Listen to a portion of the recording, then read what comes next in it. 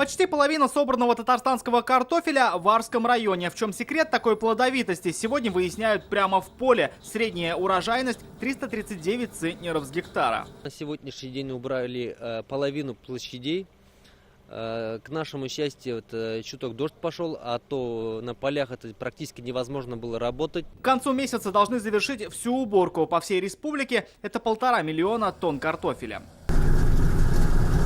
Хороший урожай, итог и погоды, и сорта. Агрофирмы Арского района, рекордсмены этого года, высадили Red Scarlet, Королеву Анну и картофель Гала.